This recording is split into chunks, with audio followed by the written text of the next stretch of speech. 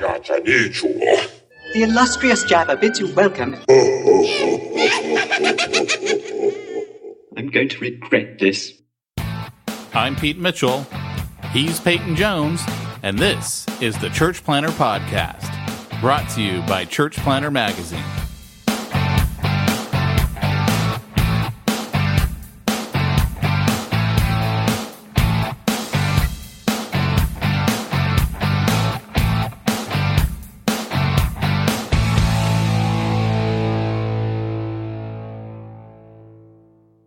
Hey, Church Planter, this is Pete Mitchell.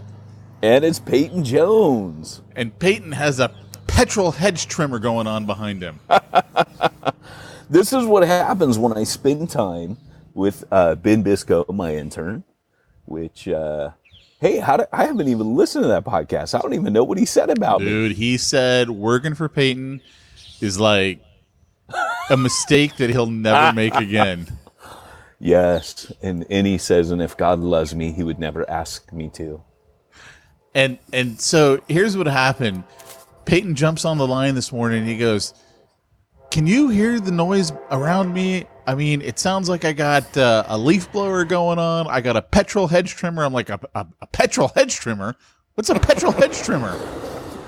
It's so funny, dude, because I was with 4 dudes yesterday, and Ben was one of them, and I dropped some term later on the phone with Bo Moffitt, and he started laughing. He's like, "What was that?" And I'm like, "Dude, I've been hanging out with Ben. It's all coming back, man." Because Ben's from Oxford, for those of you that don't know. So when I get around him, all the vocabulary changes. You know, you live over in Britain, you got to say things like, you don't say your oven, you say your cooker. You know, Well, what's funny too is when you're really trying to connect with someone from over there, you don't use full sentences either. You just kind of assume they understand where that sentence is going, and you just kind of drop it right in the middle. Right. I'm just saying. Exactly. I'm just saying. But anyways, so here I am, and it's like a conspiracy theory. Pete and I say, hey. You know, Pete's like, "Hey, my family's coming in town. Can we move it earlier?" Where, of course, I'm away next week camping. So Pete says, you know, "Hey, you want to get a jump on it?" So I go, "Yeah, let's do it Friday morning." I got to do it early. So when do we pick? The one time that the guy's going to be out with the leaf blower. I'm telling you. Every time a leaf blower sounds, a Church Planter podcast is being recorded. We've decided that. Like 2 or 3 episodes back. We've also decided that leaf blowers are in league with Lucifer. It has to be. You know, it's like, it has to be. It's a conspiracy. I'm telling you. So what's new with you, man? in the last 2 days since we last recorded our afternoon podcast. So on the call the other day, I talked about my Lego Voltron. However, I did not tell you about my Battle Cat Cringer ring. So what else is going on in your life? I'm just saying, they had everything. It was like an 80s explosion of jewelry. And I was like, I should have come out like Mr. T. I pity the fool. Or as the meme you sent me the other day with Mr. T with pool cleaning equipment, I pity the pool. That was the funniest meme ever. I pity the pool. I pity the pool. So, you know, but I always picture when like we say stuff like that, there's a church planter somewhere out there drinking milk and it's just totally shooting out his nose. Well, you know, you got to think about this. Like, the older you and I get, the less we have in common with this next generation. Right? But Stranger Things is keeping us more relevant than we think we are. I don't know. I still haven't been able to go back to finish season 2 so I could even go back to season 3. Season 2 was so disappointing, but season 3 is worth getting through. You could actually almost skip season 2. Yeah, but I literally forgot what happened, so I had to go back and watch season 1. I struggled through that. I got like 2 episodes into season 2, and then I'm like, maybe I'll do Breaking Bad again. It's so funny, dude. I know we're in a TV show lull. We can't figure out for the life of us what to watch right now. But you know, it's funny because it's a good one. Yellowstone.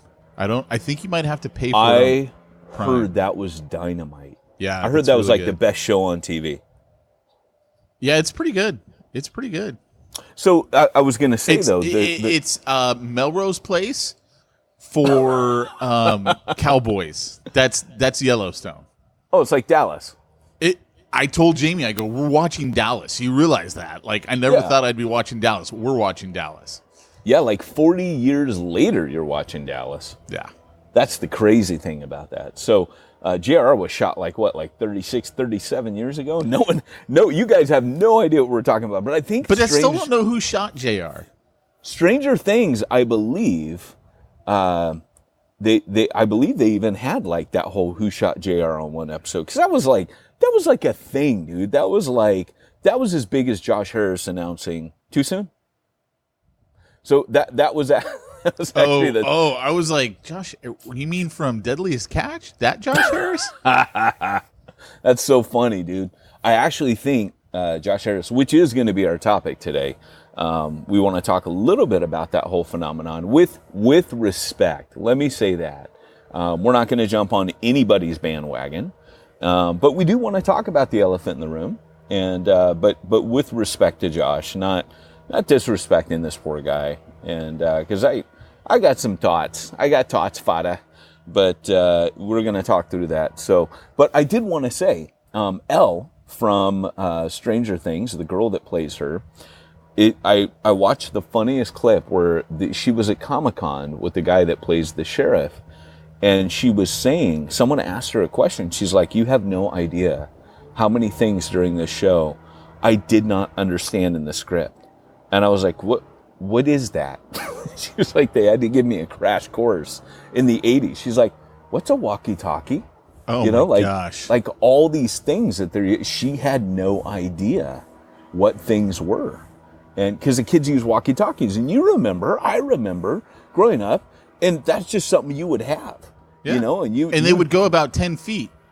Right. There's no way you're like the other side of the city going, hey guys, we're over here. And it was all static all the time. Like, they didn't Right. have those ones that are silent and only you hear the person.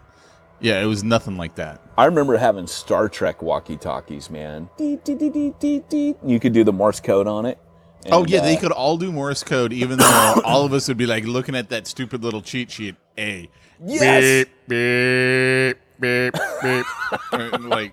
And you're on the other side going, I have no idea what he's typing. You just start beeping back at the other person. Yeah, I'll beep you too. Beep, beep. Yep. Yeah. Or if someone's hiding in bushes with the walkie-talkie, you hit that to like blow their cover. Because we used to, I know this sounds weird today. Like, we survived the 70s and 80s, but we used to like steal our brother's BB guns and pellet guns and run around the neighborhood in camo, hide in bushes and shoot each other. Like, it's amazing we all have eyes. You'd be shot today by a cop if you did that. Like, Right. seriously, you'd just be shot today if you did that. I'm not even exaggerating. We had ninja climbing claws. We had grappling hooks. We lived in an apartment. We would go up to like apartment number 4, go up the stairs, hop over the balcony, run around on roofs, hop from one roof to the other. We've got guns. We're running on people's roofs. We're climbing people's chimneys with grappling hooks. Dude, it was a good time to be a kid. That's all I can tell you. I remember getting in trouble because sometimes we'd shoot other kids in the neighborhood who didn't have guns. And then their dad would come over to your house and be like, hey, you shot my kid, where's your dad? Where's your mom? And you remember that was back when you would tell your kids, come in when the street lights turn on. Like, that was how they called you. It wasn't like they, call your cell phone or whatever. It was just, hey, when the street lights come on, it's time to come back home. Yeah. And your mom would stand at the door like Charlie Bucket's mom and sing solos, I don't know who Charlie Bucket is, but sounds great. Willy Wonka. Remember Yeah. that when he's going down the cobblestone road? That was just a freaky movie, man. Oh, the first, that did not work for me at all. Not at all. It is kind of weird, and if you ever read the book, it's as twisted as the remake. That's what Tim Burton based it on. It's twisted. Roald Dahl was a twisted dude, like in a good way though. He was kind of like the writer who he wrote all the things like eating your boogers and picking them, or picking your boogers and eating them. I guess you do it in reverse order, but he He wrote all that kind of stuff, and he got away with it. I think this is proof that morning podcast not necessarily better than afternoon podcast. I think you're right. We were killing ourselves on the last afternoon podcast. Oh, yeah, and it always comes back to, are we having a good time? If the listeners having a good time, good for them. But are we having a good time? But I have to say something about my ring, and it's a 2-in-1 ring, Pete. The outer shell, because there's 2 rings, and they make one together, almost like the mighty robot Voltron. But it's Cringer and Battle Cat. And you know what's rad to me is, like, I don't wear things unless they have significance. And I've had to stop wearing this ring because it has a spike that keeps stabbing my children. It took Eden's scab off the other day when I was just briskly walking past her. And he's got that spike that comes out of his helmet, and it's on my ring. And so I took her scab off. I felt really bad, so I stopped wearing it. But it's a 2-in-1 ring where it's Cringer on one ring, and then you put the other ring over top of it, and it makes his battle armor. And for me, the meaning is I'm equal parts Cringer and Battle Cat. It just kind of like Paul, where at the end of every verse or every epistle, he's like, hey, and pray for me for boldness. Because like, Paul, you don't need that. Like, you're super bold. And he's like, no, I'm not really. Pray for me, because that boldness comes from the Holy Spirit. And that's when I need to do what I do. So I love that ring, but I just can't wear it because it hurts my kids. Well, that's a good reason to not wear it then. I'm kind of glad that you acknowledge that and then act accordingly. It sits in this cool little like gentleman's box I have in my my bureau, as we would say in Britain, since we're on British words today, British vocabulary words. And it sits in there, and now it just grins at me like, dude, you could rock this. Yeah. So don't call CPS on me. That's all I'm saying. Well, no promises. So, hey, should we get into our topic today? Because this is a big topic. If you think it's a big topic, I think it's going to take like 5-10 minutes. I think this is going to be a short podcast. I think you want it, dude. You're like, hey, pancakes are calling. The family's here. Come on, IHOP. No, dude. I do. Right now, I'm trying to do the intermittent fasting. Yeah, dude. I'm doing that as well, man. So before we get out of smack and into the topic, so like, what's on the menu today? Because I actually really love this topic. I'm actually not 100% sure, because I'm not sure if I'm going to do a free day today or if I'm going to save my free day for tomorrow, because I'm trying to do a 24 to 36 hour fast after my free day. And so nice. I'm not sure, do I want to fast tomorrow or do I want to fast Sunday? And I can tell you guys that because I'm not doing it for spiritual reasons, which is not to say I can't utilize it for that, but doing it more for health reasons. Doing it for health reasons, yeah. Yeah. You know what's funny, dude? Because when you do it, you do gain a mental and spiritual. So you and I were talking dude, you totally, it's so crazy how much clarity you gain when you do a fast. And I'm like, no wonder God said, hey, you really want to connect with me? Prayer and fasting. Right. And I'm like, I get it now. I get it. Absolutely. It's funny because at the beginning of every year, I used to do a 3-day fast. And see, that's amazing to me, because I like in the last 2 weeks, I've done 2 24-hour fasts. One of them went 28. I was trying to do 36 and just couldn't do it, man. I just, and then I realized it's a mental game. So I would love to hear how you do 3 days. Like, is it just you go into it going, I'm doing this? And because basically by day 2 is when day 2 is the worst. I mean, it just. Well, so I would do juice. It would be juice fast. So there would be some caloric electrolyte, intake. sure. I get it. Yeah. And so I would do that. But by past the 36-hour mark, you're good then. There's. See, I think it depends on the person, because what I've heard from most people is they go, the second day is the hardest. And then once you make it through the second day, like basically, 42 to 48 hours, then you're golden. You can go pretty much on as long your as last you want. day, like this. I remember every year feeling like this. By the last day, I remember thinking, I'm sad to leave this, because I'm actually, you feel like you crossed a threshold and you're sad it's over. Like, I was disappointed to eat food every time. But I was like, well, I'm only doing a 3-day food or 3-day fast, you know, like you're kind of disappointed. Like, do I have to, you know, like I don't really want to stop, like, because as you said, you hit a certain stride. And I used to, so a lot of you guys don't know this. Those of you that, some of you guys would know a book called Reese Howell's Intercessor that is kind of like a stalwart of prayer. Guy was a total prayer warrior, and amazing things happen. But of course, we're talking about Wales, land of revivals. And so I used to teach at the school that he founded. And that was where I was teaching like Old Testament and stuff. And what was amazing was, so someone's calling me. What was amazing was, now I have my Apple Watch. Yeah, Peyton? no. Peyton? Oh, sorry. Yeah, it was that dude. He was like, you talking about me? I had a strange sensation to call you. No, but like they were highly prophetic. And I remember being at that school, and the guy who was the president of the seminary, he was fasting all the time. Now, dude was skinny as a rail, but he was a massive prayer warrior, and he would just spend long times in prayer. It was really inspiring, and he was really neat. Like, he was one of those guys you meet and you're like, you're a pretty cool dude, you know, like he was single, like he had set himself aside in his life. Like yeah. I'm just set aside for the Lord. That's all I want to do. I want to pray. I want to seek the kingdom. I want to raise up this next generation of leaders. And it was pretty special, man. You don't often meet guys like that, but he was kind of like that guy Simeon in the New Testament, you know? So, but you know what the longest fast on record is? Huh. 382 days. I was going to say, I would have thought it was like 100. Yeah, no, it was 382. The guy started out at like 400, 410, something like that. Wow. And he ended up at 180. And all he did was, I mean, it was all under a doctor's care. Like, guys, don't do a 382-day fast.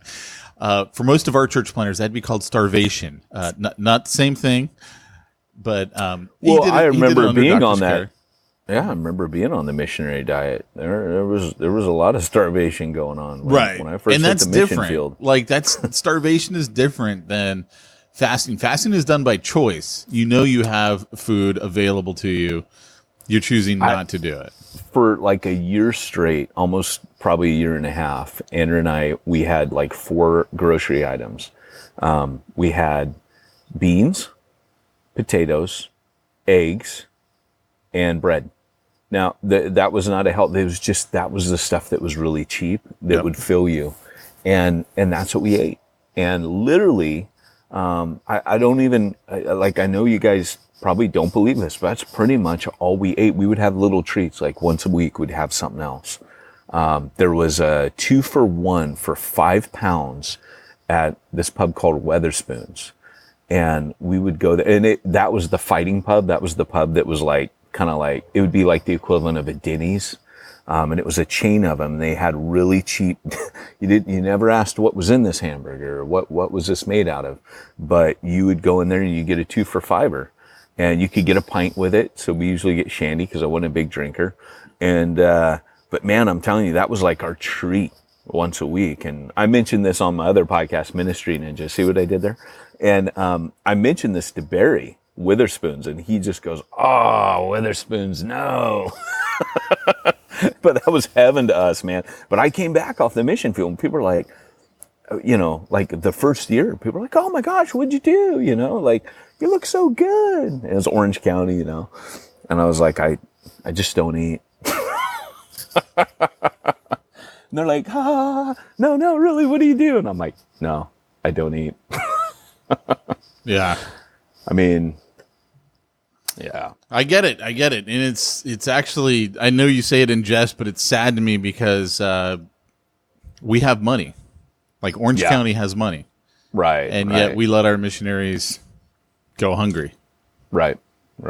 Like, you know, there's a difference between fasting and starvation. Like I was saying, you know, there's a difference. Well, I gotta tell you, I'm glad, because like for me, it's amazing to me. Like the more I go on and the more I'm reading the scripture, like when Paul goes, I know what it is to be hungry. I know what it is to be in want. Like, thank God I've never been naked. I mean, I would love to have naked Sundays. I mean, I'm just teasing. Please, I actually shower everybody. with my clothes on, so I'm never naked. Yeah. Oh, yeah. No, it's shameful. But, but it's funny because like the more I go on, I'm like, that was a good experience. That was good for me. I mean, when Paul says I know that's like a badge of honor for him. Where he's like, look, I did this for the gospel, and I think to a certain degree, like I opened Reaching the Unreached, cha-ching, where I'm like, hey, man, I bear on my body the marks of Jesus, like I've got a scar over my left eye, taking a beat down, and he didn't beat me up because I was sharing the gospel with him, but my approach to him was on behalf of the gospel, the way I handled it. So, Yeah. on my way into church one Sunday morning. I think we'll probably do a health summit for pastors. That's like not we're talking a about bad with idea. like we're talking about with our Bivo one. Just from the people that I've been talking to, I'm like, man, you know what? I'd love to bring this to our pastors that we work with. I know some people that would come running for that. Like if they could contribute to it, So like, we'll talk about that later, but that's not a bad little idea because I don't know if you and I talked. I think we mentioned on our other podcast that Wesley was like, hey, this is huge. Health is Yeah, is he huge. has IBS. Don't you remember? That's so funny. So, hey, let's get into our topic. Let's talk. I want to talk a little bit about. Wait, Josh hold Harris. on. Great Scott! It's time for this week's topic. Let's get down to the nitty gritty. Oh, that's so good. Oh, I wonder if we played that every week if people would know. So real quick, just an aside, useless repository of useless information. I did not say suppository. I said repository. But Eric Stoltz. That he was originally cast as Marty McFly, right? And he was fired partway through the filming. Like they had done like half the movie, and they had to refilm all those shots. I watched an interview with Biff Tannen and Doc Brown and Christopher Lloyd, and they both thought they were going to get fired the whole time because when you fire your lead guy, it's kind of sounds like a little aside there. So you could have been the next Doc Brown. I'm just saying. Oh, I was like, where is this going? At first I was like, okay, he's going, no, what? Where did we just turn on this? I don't know where we're going. I was thrown off. I've only had 2 cups of coffee. I got a little bit of fuzzy head going on. So we'll see what happens here. So, hey, real quick, just a little background. Unless you've been living under a rock, you would know that recently we had Josh Harris, and I want to preface this by saying we're not going to attack him at all. I really have no desire to attack. I've read things on the internet because, obviously all of you know that Josh Harris, shared that he had left the faith. And of course, the internet was quiet about it and kind and, offered a helping hand as usual. Brother, if you need to talk, we're here. But what happened was Josh Harris first, and if you don't know who that is, he about 20-something years ago, 22 years ago, he wrote a book called I Kissed Dating Goodbye. He came from the homeschool movement, was kind of a hero in homeschooling. His book, because of that, really took like wildfire, and he started kind of like the courtship. You don't date, you court. Biblical courting. It's since been called the purity movement, although I don't know if I agree with that. The purity movement was bigger. It also started earlier. Not to say that he wasn't a voice in it, but I'm watching articles say he started it. Elizabeth Elliot actually, with Passion and Purity, was probably the first advocate of not dating, not kissing, barely holding hands, that kind of thing. And oops, I lost. Sorry. Well, I was going to say, you know, I read Passion Purity. I do think to a certain degree it jacked me up, took away some of the magic of romance that should be there. But at the same time, I made it to the altar a virgin, and so did my wife.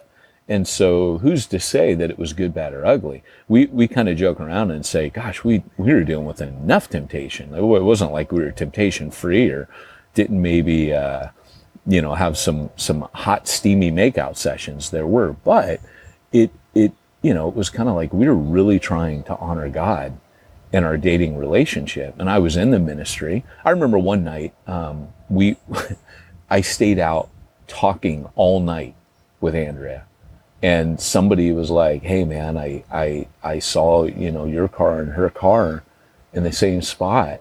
And I said, did you see us sitting on the curb talking? Because that's where we were all night. And they're like, no, I didn't see that. And I go, you're probably too busy looking at our cars and looking in the windows to see if you could catch it. But I was like, we were sitting out on the curb all night just talking.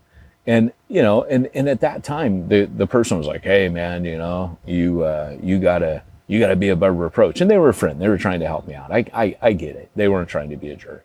Not everybody who rebukes you, by the way, is a jerk. Sometimes you need that. And they were trying to be cool. But, I would say looking back, I never read Josh Harris's stuff. Never got really deeply embedded in anything he did. Have never literally read a thing. I don't think I've ever heard a sermon. So I really don't know him. I'm not familiar with him. So I can't pretend to know what's going on, but I have a few guesses, but we'll see how far we get here. But needless to say, he first announced that he would be splitting up with his wife on Twitter. The tweet came out. It said, please respect our privacy. This is not an easy decision, but we feel it's the right one. And of course, when you read that, when somebody says respect our privacy, there's something painful underneath that they don't want to talk about. And so I was kind of like, all right. Well, cool. Even if they don't say it, you go through a divorce, I don't care how much you hate the other person. It's painful. Like, oh gosh. Yeah. Don't ever try and convince me that somehow, this was mutual. There's pain.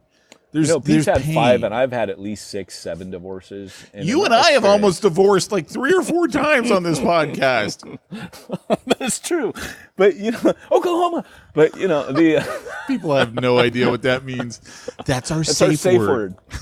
So the fact that we have a safe word is hilarious. So, it's funny because, Pete and I both on our first marriage, but I get it. Like 22 years, man. I almost spit out my coffee. We're on our first, as if we've got, a planned 2 or 3 marriages on the line. Yeah. Well, knock out at least a couple more. But, I don't know if you ever have that conversation with Jamie, like, hey, if you died, Oh, I always tell her I'm on the hunt for the next ex-Mrs. Mitchell. Behave yourself, Mitchell. Sorry. Isn't that a Jurassic Park line? Isn't that what Jeff That's Goldblum? Rad. Yeah. Yeah. That's right. So, it's funny because, as you look at that, just the fact that his marriage split up, I would have thought people, I guess the irony for people is that it was I kissed dating goodbye. But again, seriously though, marriage is hard. Have some compassion. Like, we don't know what these two have gone through. This guy's in a glass bowl. Celebrityism and leadership do not go well together. It is a recipe for disaster. And I think very few people can handle it. Whitfield said it almost destroyed him. Spurgeon said the same. Wesley didn't give a rip what anyone thought, so he was okay. But, most people don't handle that well. And this poor kid, man, from the time he was extremely young, he became a national spokesman and celebrity. Before he really had the equipment and maturity to deal with it, this guy was in the limelight. And for me, when I first heard that, I just thought, I remember that guy being so young. And people back then were going, dude, he hasn't even gotten through puberty yet. Why should I listen to him about love, life, and marriage, And that was kind of a bit of a backlash that happened back then. So for me, I felt like, that's...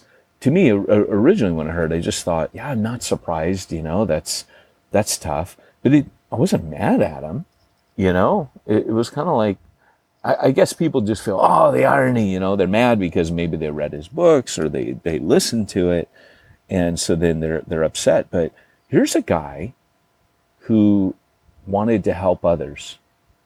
And so he gave a huge chunk of his life to helping others, trying to do the right thing. He's since apologized for his writings, which I find, I get it on one hand, because your opinions change as you go and your understanding changes. So I get that. There's things I've written before, wondered, is that right? Should I amend that? But yeah, man, I mean, it's just, it's hard. It's hard to watch that. And my heart goes out to him. That's the first part of the story. Well, let me just throw a couple of tidbits in here. You just really reminded me of our first 16 episodes of the podcast when we quoted Michael Cheshire on like every episode. Michael Cheshire. Oh, I forgot we used to do that. His book, Why We Eat Our Own, I think really hits on a lot of the stuff that we're talking about right here, because he goes into the Ted Haggard deal, and I think, if I remember correctly, Michael's telling the story. He was having lunch with a friend who was a non-Christian, and like there was a TV playing in whatever little eatery they were at, like a sandwich shop type thing, and the Ted Haggard thing was on the TV, and he's like, yeah, what's something along the lines of, what's wrong with you Christians? You eat your own. Like there's no forgiveness. There's no grace. Right. There's no mercy. There's no, this person's going through a bad time. Let's circle the wagons around them. Let's be a shield from everything and walk them through this, because God hasn't abandoned them. Why are we abandoning them? Right. Yeah.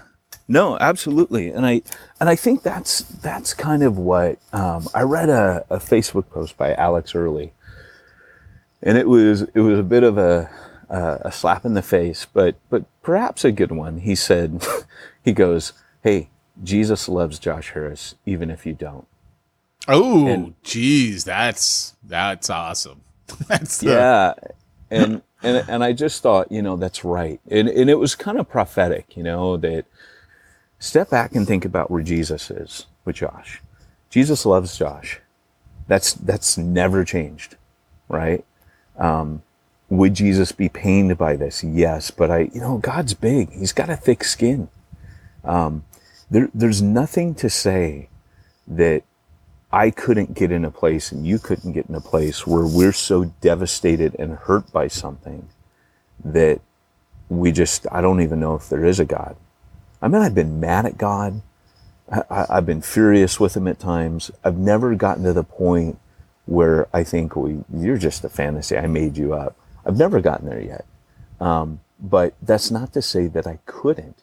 Now, I'll tell this to somebody who's close to me who's an atheist. And they're like, no, I don't accept that, because faith is what faith is. Like, you can't have faith and then think that. And that's his take on it. But for me, the way that we're wired as human beings, so much of what we think is logical actually is emotional. Oh, yeah. And they've done studies on it. And I've noticed that you were really emotional too. So, hey, I will not deny I am a sensitive dude, but Oklahoma. I am emotional. But, it's funny because, and Lloyd Jones said that once. He said, God calls sensitive men to the ministry. And then he added, he has to. And you look at guys like Elijah, David, these were very sensitive men, yada, yada, Peter. But, and even Paul, I mean, you see Paul in the full kaleidoscope of emotions, rage, anger, sadness, heartbreak, joy. You see all these things reflected in his writings. Paul was a heart on your sleeve kind of guy. And so, when you're looking at this, they've done studies that show that when you get brain damage and it affects the part that deals with emotion in your brain, that they can't make decisions anymore, right? Like, because so much of what you decide, like where you're going to eat, is what you're feeling. right? Like just choosing a restaurant. They can't choose a restaurant. Simple things like that. And there's a book that talks. There's a lot of books. Unfortunately, the one that I read had a little bit of a racy title, and it was F asterisk asterisk asterisk, so 4-letter word, but it doesn't print the word, but it was, the F, like you're supposed to imagine. F your feelings. And it has all this data. It was not a very well written book. I don't recommend it, but he has all the data in there and the studies, and just wasn't very well put together. I always find that when someone has to put a cuss word in their title, they're going for the cheap win. I know this will sell books, but it wasn't very well written, to be honest. I read a lot of books on neuroscience, and that was. Do you really? I do. It's one of my favorite subjects. No kidding. I'm actually kind of fascinated by that. Well, so in the last few years, working with NAM, we took on a trainer named Charles Stone, and he's a pastor. He has, he's written like 3-4 books on neuroscience, and Jeez. gosh darn it! He hated you today. Oh my gosh. Train. Should see me shaking my fist. Dude, that guy hated you today. Oh, what did he wait until he was literally by your window to lay on that horn? I'm outside. That's the problem. And I think it was that time I threw a hammer at the cab when he came by. Wait. Here you go. Calm down, diddly diddly diddly diddly diddly. They did their best, shoddily iddly iddly diddly. Gotta be nice, hostility diddly biddly diddly. Ah, hell, diddly ding dong crap! Exactly. Flanders completely summarized my feelings. Flanders understands me. So so going back to that, one of the things that I think that we need to realize. So then a few days, part 2, a few days later, Josh came out and said, and he's by a serene river. It's really pretty. I mean, there's like a crystal lake and beautiful mountains, snow-capped peaks, and he tweets, "I'm in a really good place right now." Which, if you've ever understood divorce, it's as traumatic as a death. That's what psychologists tell you, that it's that traumatic. So I'm thinking this is kind of like that post-stress euphoria. He's gotten over a hump, and there's a momentary, but the depression will set in, trust me. Especially when I've got a minor in psychology. I'm just telling you guys that there's going to be a crash. But he says, I'm in a really good place. I'm doing well, and I don't wish that on him. It actually really saddens me, but I just know what's gonna come. And he says, I'm in a really good place, and and then that's where he says, I don't think I'm a Christian anymore, and I apologize for how I've treated the LGBT community, which I actually think that's positive. That's always okay. And I don't know how he's treated them, so I don't take issue with that. I think the church needs to look at that for sure, and how we've treated them. Perhaps not the doctrine, but perhaps our treatment. But then going on from there's no doubt the treatment, because I remember the 80s and 90s well, when the general philosophy was, see, that's why y'all are getting AIDS. That's right. That was the mentality. No grace, none of that. Just you're reaping what you sow. Like, bring out every Bible verse that says it's going to come around and get you. That was. Well, and those of you that have read Reaching the Unreached, I deal with this in a whole chapter. Cha-ching. And just talk about, like that whole topic. And because that's very much something that we dealt with in Refuge Long Beach. It's written from a more of a practitioner standpoint that, hey, like, you can talk about people, but these are people that I would consider my friends, and, people that I've ministered to and come into situations and help them pick up the pieces. And, so, and I have a huge amount of compassion towards people from that, cross section of society, and feel that that's where we ought to be, and so all that to say, but when he shared that, there was a huge backlash. And I mean, even as far as this morning, I woke up this morning, picked my phone up, immediately something popped up on Facebook about it, and somebody was, there's always sin behind it, and and listen, I might have my thoughts, but maybe I don't post things about a dude I don't know. Maybe I don't go on there and start affirming what has happened in his life. I don't understand half of what happens in my own life. That's why I go to counseling.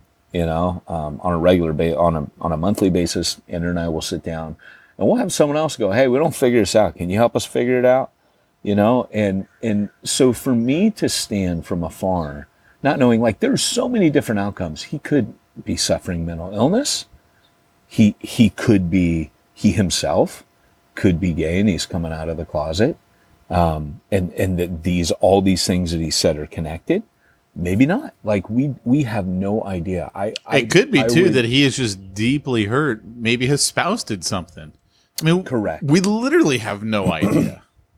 Correct. And in history, we had Lonnie Frisbee, who is still one of my heroes. And I know some people will be like, how in the world can you have Spurgeon as a hero and Lloyd Jones and then Lonnie Frisbee as a hero? Well, keep in mind, I'm Franken preacher. Like, I'm a little bit of everybody. So it's like you've got, I'm a little charismatic and I'm a little this and a little that.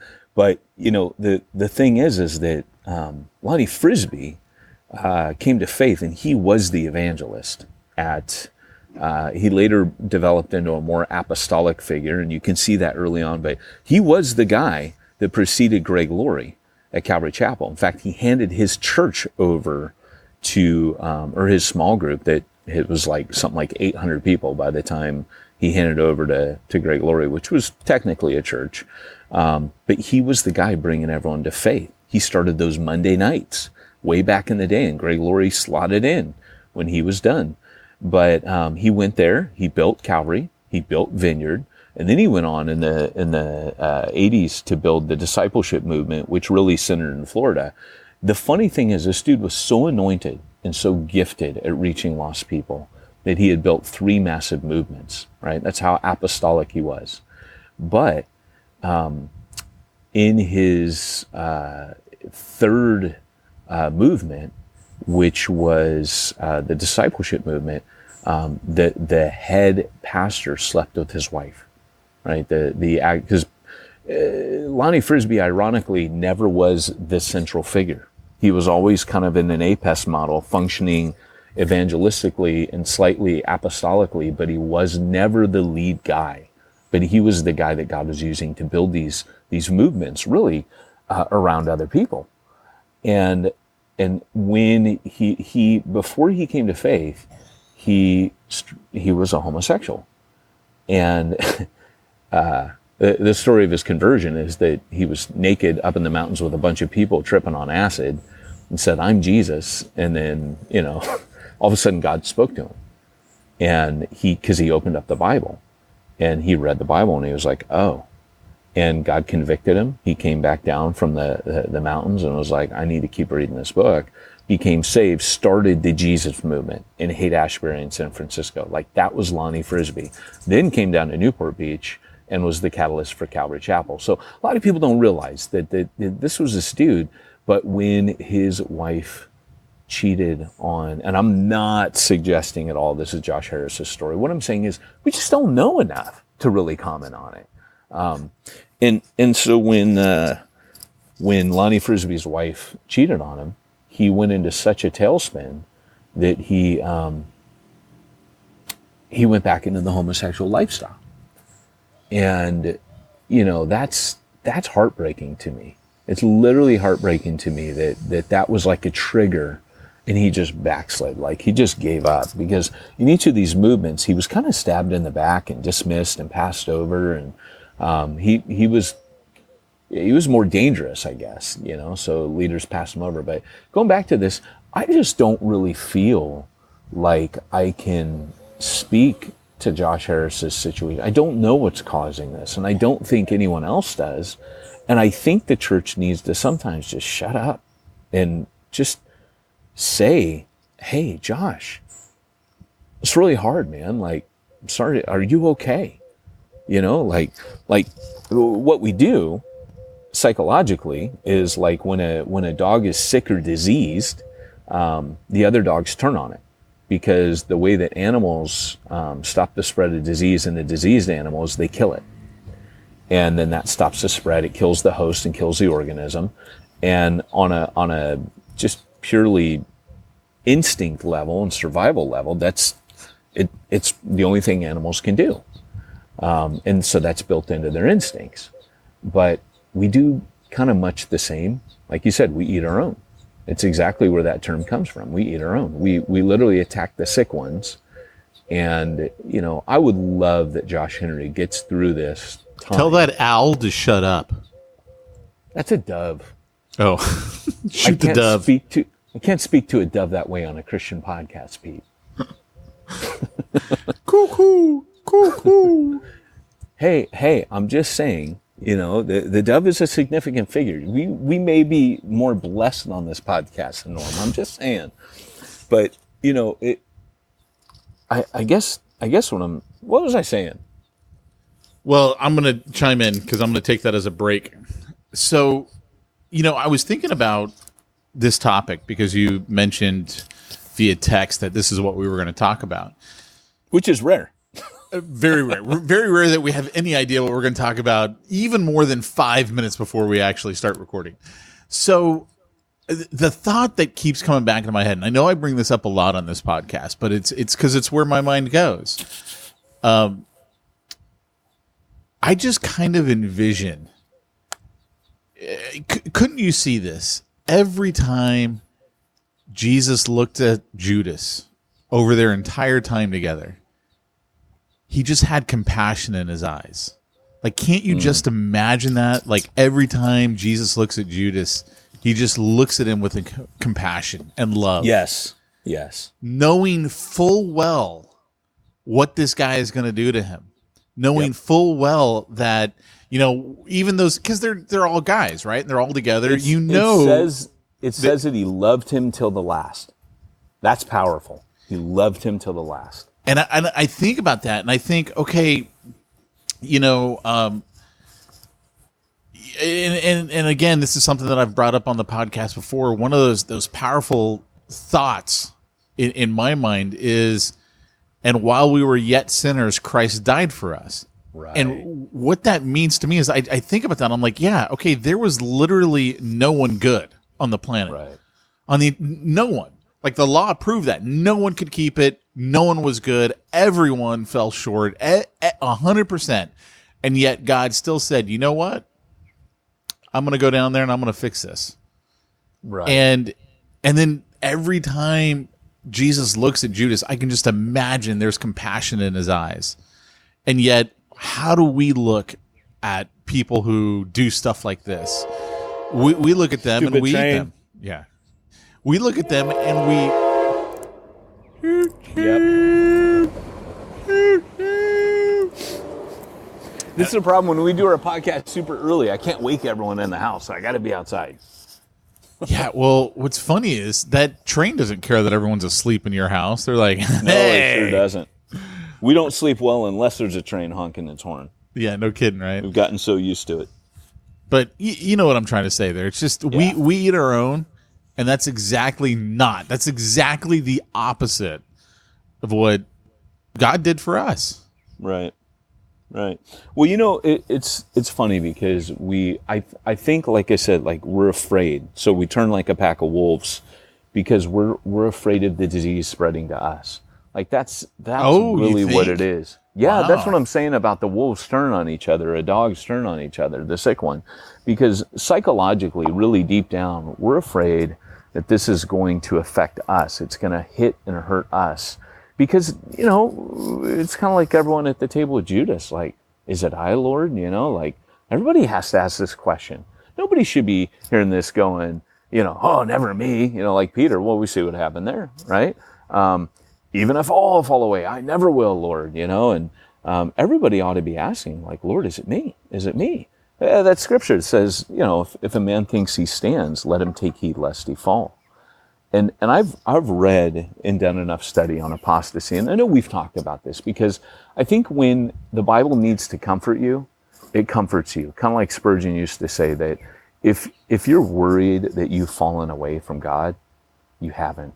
Right? Like he goes, if you've worried you've fallen, come short of his grace, you haven't, because you're worried about it. The person that's blasphemed the Holy Spirit or whatever, beyond forgiveness or whatever, there are passages like that. I think we forget that. Spurgeon would and other great preachers that understand the gospel would go on to say, no, you don't have to worry, because a guy who's done that doesn't worry about it, But at the same time, if you're looking at things like apostasy, there are plenty of scriptures, and I think this is kind of the elephant in the room that scares us, is the fact that it's possible to apostatize. And I have friends that disagree with me on this. Like, I come from a Reformed background, so I used to believe that apostasy was just for spurious converts. And if you don't know what spurious converts means, it means false converts. People that, believe, like Jesus said, and they fall away quickly because of the hardship. What spurious converts mean? Sorry. Anyway, go on. So, hey Siri. So, remember we used to, when Siri first came out, and we used to do that on the podcast just to make everybody's Siri freak out. Yep. So, there goes your HomePod. But, it's funny because, as, people would say, oh no, like Paul, when he's talking to the Galatians, he says, for I have my doubts concerning you. Like, he's not sure they were ever saved, right? And he says, I marvel that you so quickly turn aside to a different gospel. So were they saved or weren't they saved? Paul doesn't know. And I would say that when it comes to apostasy, it's kind of a mystery. Like, we're warned about it. There seem to be passages that indicate that they're going out from us, shows that they were never really one of us. And people have taken that one verse. Well, John's talking about the people in Ephesus with the Gnostics. So I don't know if that's really an accurate, way to look at that passage that it applies to everybody in all time, because the other passages seem to indicate that you could fall away. And so I don't, like for example, like he's got the passage in 1 Timothy that says, fight the good fight, keeping faith and a good conscience, which some have rejected and suffered shipwreck in regard to their faith. I could explain that away, but maybe I shouldn't. When he says, take care, brethren, in Hebrews, that there not be in any of you an evil, unbelieving heart that falls away from the living God. That sounds like a passage I shouldn't explain away. I should just let it be what it is. And like I said, people want to define it. Oh, well, that's just spoken to people that, no, it seems to indicate that you were there, but you aren't after. And so, look, I know that's not going to sell books and make people happy, but I think the sheer amount, there's like 20 warnings of apostasy in the New Testament. And, and I just think it's one of those things where I think for our own comfort, we want to explain it away theologically so that we don't have to think about it. The problem is Josh Harris makes us think about it. Do you mean to tell me Josh Harris wasn't saved? Do you mean, like, really? Is it that easy? Is it that easy just to suddenly write this entire man's life off because he said he doesn't think he could call himself a Christian? He's being honest. He's looking at the doctrines, and he's not doing what so many people do, where he's like, hey, I think he's finding himself at odds with Scripture, going, I don't think I'm going to be a Christian because I don't believe that stuff anymore.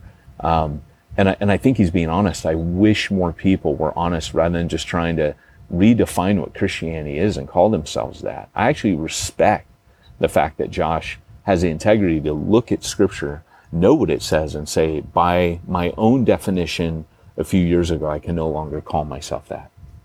Like, that's integrity. And so I'm not speaking, I'm not excusing apostasy, I'm not saying any of that. What I am saying is that I think Josh Harris, the reason it gets that reaction is because we're scared.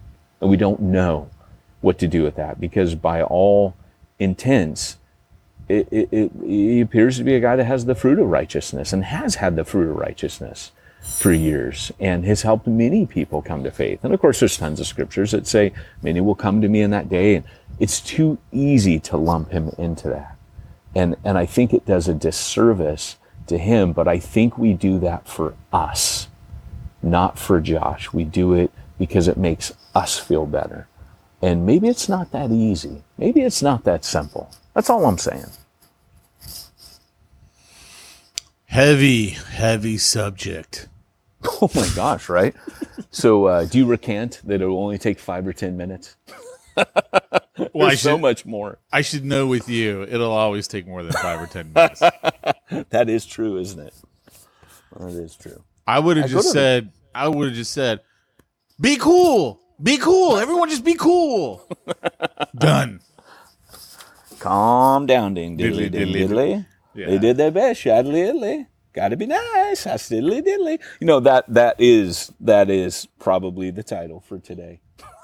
Oh my gosh, Gotta could you be imagine? nice, diddly diddly. But yeah, you know what, you guys, at the end of the day, I really do think that, you know, regardless of what anyone else is doing, we do have a duty and a responsibility to love Josh Harris and to not be afraid of it. You know, that if it's genuine apostasy, then we also have a responsibility to treat him accordingly, still with love, still with grace, still with mercy, accepting what he said. But you know what? He could just be going through a hard time and may come back. And gosh, I hate to think that all the people that have just viciously torn into him because he was honest and showed, hey, I don't think I believe in God anymore. Oh, come on. You know, we can do better, church. We can do better. If Christ hasn't stopped loving him, how are we going to take that road? You know? Yeah, absolutely, brother. Absolutely. Well, hey, in all this time trying not to apostatize, Pete, SimpleApostasy.com. Simplify apostasy. Oh man. So I'm so glad he doesn't listen to the podcast. If you, well, and this is what I said, we're going to have a talk with respect for him, because if I were close to that dude, like, I don't know him. I'll never have access to him. I'm not in his circle. But because of that, maybe I should shut up, you know, trying to figure it out or put a judgment. I hope in no way today that we've put a judgment. My hope is for the best. It's kind of like Paul says, right? When he says to is it the Romans or the Galatians? I can't remember what he says. Maybe it's Hebrews, but he says, but we hope better things concerning you. He lays down, I can't remember what passage that is, but he says, but we trust better things concerning you. That's my hope, is that this is not final for him. And that being the case, you know, it's kind of like when you have a falling out with your spouse. You know, if you treated every argument like divorce, you wouldn't have a marriage very long. And I would just say, guys, just play it cool. You know, just play it cool right now. Like, he shared something. It could be a cry for help.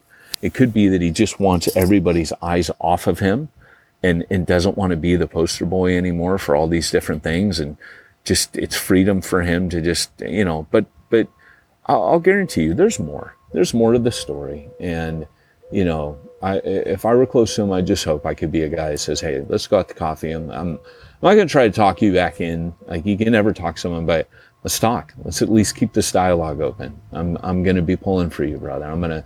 I want you to be as honest as you possibly need to be. I want you to share everything. Don't hold back anything, man. And I will tell you this, no matter what you're feeling, what you're going through, God can take it. He can take whatever, and he loves you dearly. And you can even tell him, I don't believe in you, but keep talking to him.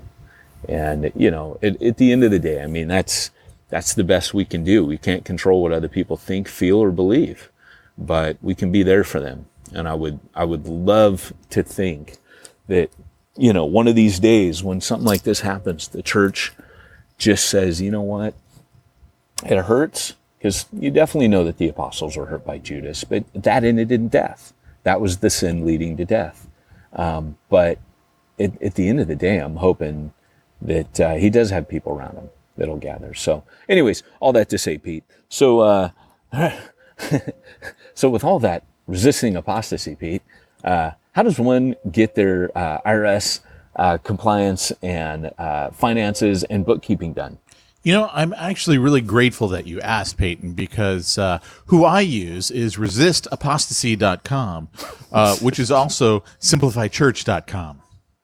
You know, it's good to know that they have an alias and another website. If you go to resistapostasy.com, you'll be taken straight to simplifychurch.com. And then they'll help you with all your bookkeeping and IRS compliance and even payroll service. They even have a VA system. If you need a VA assistant, they will help you with all of that. And he may also help you resist apostasy. And I know we're going to get hate mail. Hey, you guys, don't be joking about that. Okay, we're done. And it goes to Pete at churchplannermag.com. And if it's your first time emailing me, just know it goes straight to the trash. Well, guys, thanks for joining us today on the Church Planner Podcast. This has been Peyton Jones and Pete Mitchell reminding you, if you want to reach the ones no one's reaching, you need to go where nobody's going and do what nobody's doing. What?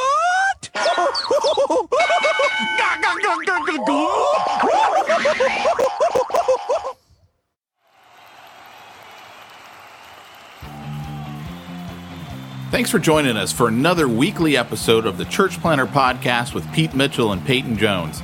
We'd love to hear your comments on this episode of the Church Planner Podcast.